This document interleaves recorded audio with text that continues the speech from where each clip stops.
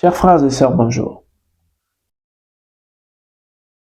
Si vous m'avez suivi la dernière fois, nous sommes en train de traiter le sujet sur comment nous pouvons arriver à développer notre pays. Et j'avais expliqué dernièrement que ça dépendait aussi de la façon dont nous gérons notre propre vie, de comment nous arrivons d'abord à développer notre propre vie. Vous voyez. Et il nous faut refonder notre système, quitter l'ancien système pour adhérer à un nouveau système. Nous avions autrefois parlé aussi des faiblesses de l'ancien système et de ce que nous devons faire pour pouvoir construire un nouveau système. Mais avant d'y arriver, il y a un parcours que vous devez suivre et que nous avons regroupé en 10 étapes. La première étape que nous allons aborder aujourd'hui est celui de désapprendre. Avant de faire tout nouveau pas, vous devez commencer par désapprendre. Pourquoi désapprendre? Je vais vous expliquer. Nous, Congolais, nous avons un passé d'esclaves.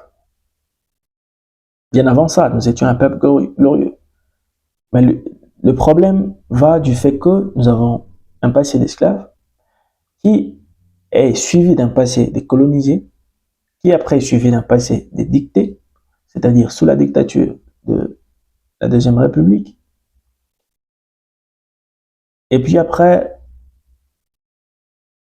nous sommes aujourd'hui dans un présent d'un peuple désorganisé, totalement désorienté. Donc il nous faut revenir d'abord sur le droit chemin avant de commencer à prétendre à construire un développement quelconque. Donc, voilà pourquoi je dis que la première étape commence par celui de désapprendre. Puisqu'étant un esclave, ce qui fait notre ADN aujourd'hui, ce sont les connaissances d'esclaves.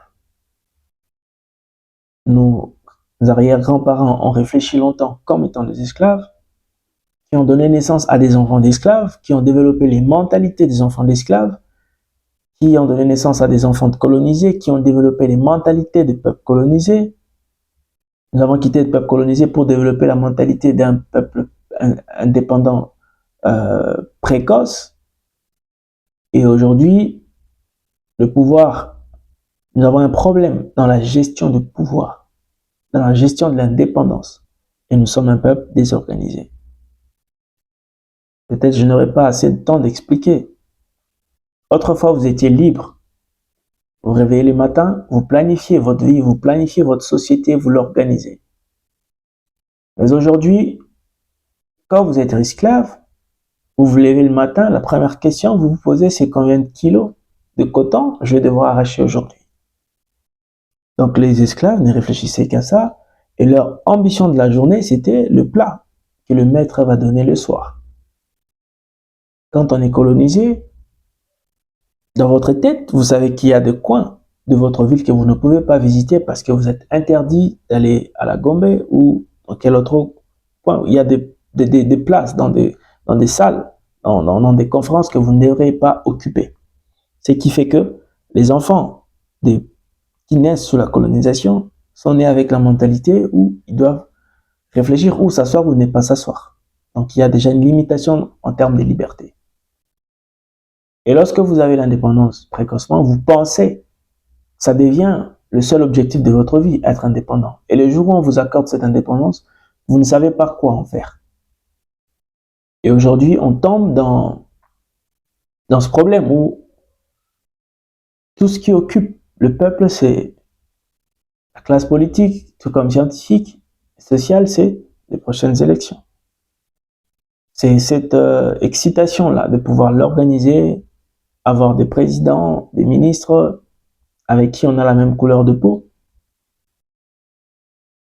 Et puis au final, aucune vision d'État, aucune vision nationale, aucune organisation, une désorganisation totale. Et la seule quête pour les peuples colonisés, c'est celui de satisfaire le maître. Et aujourd'hui même, quand nous avons l'indépendance, que ce soit en classe, que ce soit dans la vie, donc même dans la musique, par exemple, je vais prendre un exemple. Les artistes congolais, en particulier, africains en général, se sentent plus fiers de recevoir un prix en France plutôt qu'ici au Congo. Parce que lorsqu'on est reconnu par le colonisateur, il y a beaucoup plus de fierté que lorsqu'on est reconnu par ses propres frères. Il y a des artistes qui évoluent au Congo, mais qui ont des œuvres enregistrées en France. Vous voyez. Et il n'y a aucun souci, aucune action qui se mène pour qu'on arrive à se dire que on va voilà, faire en sorte que qu'on ait un système qui fonctionne ici chez nous aussi. Vous voyez. Pourquoi je dis que c'est la mentalité d'abord qui est passée par des fragmentations qui aujourd'hui a créé l'homme qu'on sait voir aujourd'hui, qui ne sait même pas maintenir son stade à lui-même intact après une défaite. On a des hommes qui pissent dans la rue, qui jettent tout partout. Voilà, parce qu'on ne s'est soucié plus, ce n'était plus notre pays. Pourquoi on va se soucier? Mais aujourd'hui, il est à nous. Nous devons reprendre connaissance de ça. Voilà pourquoi je dis la première étape, c'est désapprendre. Pourquoi? Parce qu'on a des notions qui ne correspondent plus à la réalité. Vous voulez bâtir une nation souveraine, vous voulez bâtir une nation libre, une grande nation. Il y a des piliers, il y a des éléments qui doivent être la base. Et il faut commencer par renoncer à l'homme ancien, à l'ancien Congolais, à l'esclave, à l'ancien esclave, à l'ancien colonisé, à l'ancien indépendant précoce, à l'ancien désorganisé et devenir un homme nouveau. Je vais un peu plus en détail. C'est que le système éducatif, je ne dis pas qu'il faut tout rejeter, mais il y a quand même des connaissances qu'on apprend à l'école qui aujourd'hui ne peuvent pas nous aider à compétir avec les réalités actuelles. L'éducation que nous avons est une éducation de la colonisation qui formait des futurs administratifs, des personnes qui doivent aller travailler dans l'administration publique. Parce qu'on ne formait pas des entrepreneurs, les entreprises étaient étrangères. Donc on formait des personnes qui savaient lire, réceptionner des lettres, classer des dossiers, organiser des réunions. Oui, mais on ne formait pas un entrepreneur qui arrive dans une brousse et puis qui se dit, bon, ici on va créer une usine de transformation de bois, par exemple. Mais aujourd'hui, la réalité, les besoins du pays actuellement demandent des Congolais comme ça. Mais est-ce que le système éducatif a les éléments, les connaissances nécessaires à transmettre? En interrogation. Il faut désapprendre de certaines choses. On nous a appris que quand on fait un examen, il faut cacher sa réponse. Ça a créé quel genre de Congolais? Ça a créé des Congolais qui ne partagent pas leur secret du succès avec d'autres. Même avec leurs propres frères biologiques. On a aujourd'hui un Congolais qui réussit seul, qui veut évoluer seul, parce que déjà depuis l'école, on l'a appris à travailler seul, sans interro. On devrait revoir ça. Savoir comment s'organiser en groupe. Soumettre les élèves à des travaux de groupe. Réussir pour le groupe, ça créerait une mentalité des personnes qui réussissent pour la communauté. Il n'y a qu'un exemple, il y en a plein. On pourra rentrer en détail. Que ce soit dans les églises. Vous devez désapprendre le fait qu'on vous a dit que l'église est là pour préparer les gens à la venue du Seigneur. Je ne dis pas que le Seigneur ne reviendra pas, mais il faut comprendre aussi que le concept paradisiaque est d'abord un concept mental. Et que dès lors que vous recevez le Seigneur, vous recevez déjà son paradis, vous êtes dans ce paradis, vous avez reçu le pouvoir et les dons de pouvoir le créer. Le paradis, c'est l'atteinte d'un objectif quelconque. Pour une entreprise de vente de bouteilles d'eau, le paradis, c'est réussir à vendre une bouteille d'eau. C'est un concept. Vous comprenez? Donc, vous devez désapprendre d'abord de certaines choses. On vous a appris que voilà, on ne lit pas pour cacher une chose à un Africain, il faut le marquer dans un livre. Mais vous devez désapprendre aussi de ça. Comprendre d'abord que, logique, voilà, il y a que non, la classe est belle et fout arrêter. Non, non, dans la vie sans connaissance, vous n'arrivez à rien. Même ceux qui ont réussi à bâtir des entreprises sans avoir fait des études sont dépendants de ceux qui ont fait des études pour pouvoir développer ces entreprises-là. Vous comprenez? Si les études n'étaient pas importantes, regardez les réflexes qu'ont les musiciens. lorsqu'ils réussissent dans leur carrière. Nous devons désapprendre du système politique. La politique, c'est l'art de mentir. Un bon politicien, c'est celui qui sait mentir le mieux, c'est celui qui sait manipuler le peuple le mieux. Le français n'est qu'une langue. Vous n'êtes pas intelligent parce que vous la maîtrisez le mieux. Non, ce n'est que l'art de s'exprimer. Mais c'est l'intelligence, c'est votre capacité à manier vos connaissances pour produire quelque chose dans la société. Nous devons quitter cette classe-là d'avoir des étudiants qui se sentent intelligents parce qu'ils ont très bien parlé français devant des membres du jury. Et parfois, vous avez des thématiques, vous traitez des choses qui n'ont rien à voir au concept réel. Les travaux de fin de cycle devaient consister à des futures entreprises et non à des simples analyses sur des choses qui ont déjà été faites et à répéter des travaux de ce qui ont été avant. Nous devons désapprendre de la culture actuelle. C'est qu'au Congo, pour musique, il faut ça, la bêtise. Autre truc, donc influenceurs et autres, il faut promouvoir la nudité, la sexualité. Nous devons quitter cet angle-là et apprendre, mettre en place un nouveau système, apprendre des nouvelles valeurs. Regardez toutes ces grandes nations aujourd'hui. Regardez des grands inventeurs, des grands entrepreneurs sont des personnes qui travaillent pour la promotion des bonnes valeurs. Ce ne sont pas des gens immoraux.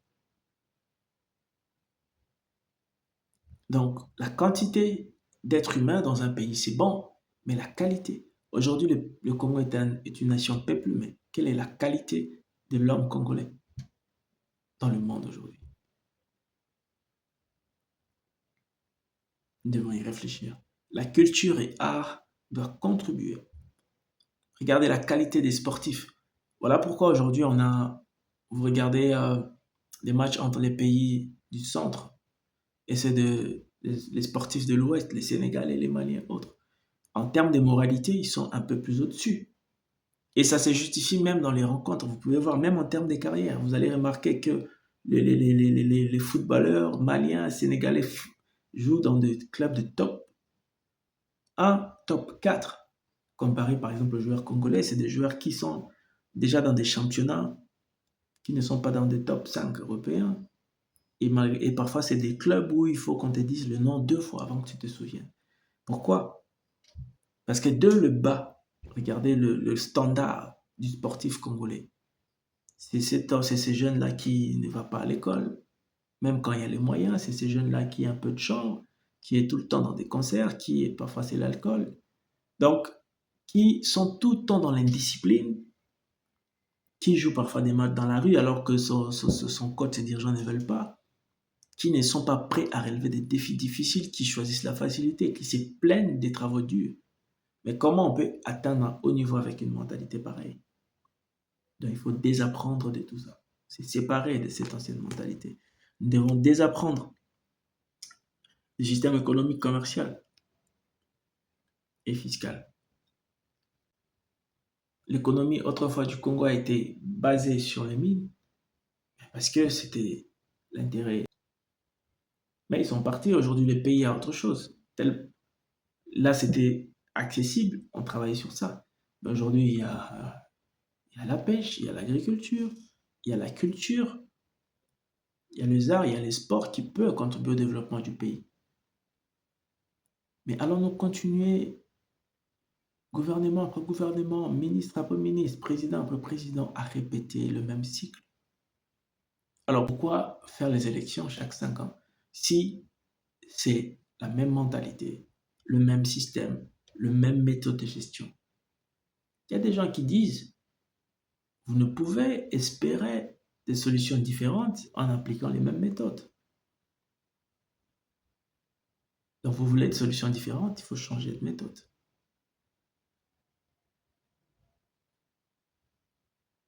C'est mon message pour aujourd'hui. Désapprendre. Nous pouvons aller encore en profondeur avec cette question. Mais vous devez désapprendre de l'ancien système. Désapprendre de vos anciennes habitudes. Désapprendre des anciens enseignements de vos parents qui vous ont bloqué. Autrefois, vous avez dit qu'aux Anambong, aux Analopang, il y a des gens qui aujourd'hui, après tout ce qu'ils peuvent faire, leur seule œuvre, c'est acheter une parcelle. Et c'est bon. Ce n'est pas mal.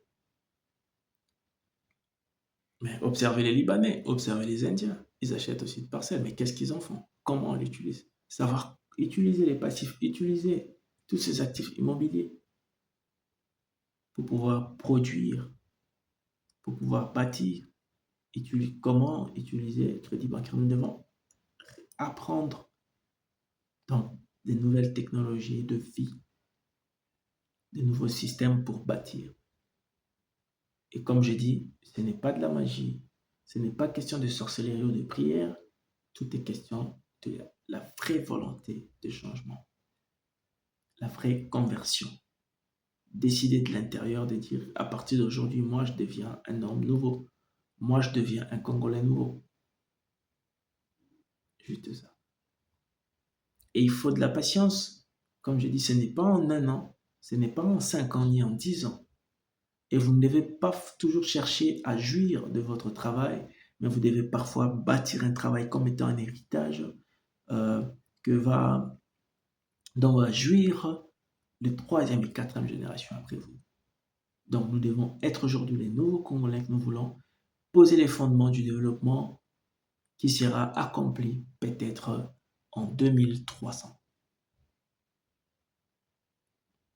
Mais que nous laissons un héritage de savoir, un héritage de savoir-faire, des connaissances, d'expérience, d'expertise, un héritage intellectuel, un héritage spirituel, un héritage politique solide pour les prochains Congolais qui vont exister, afin qu'on puisse mettre fin à cette culture de la honte et de l'humiliation dont nous avons été il y a 400 ans passés.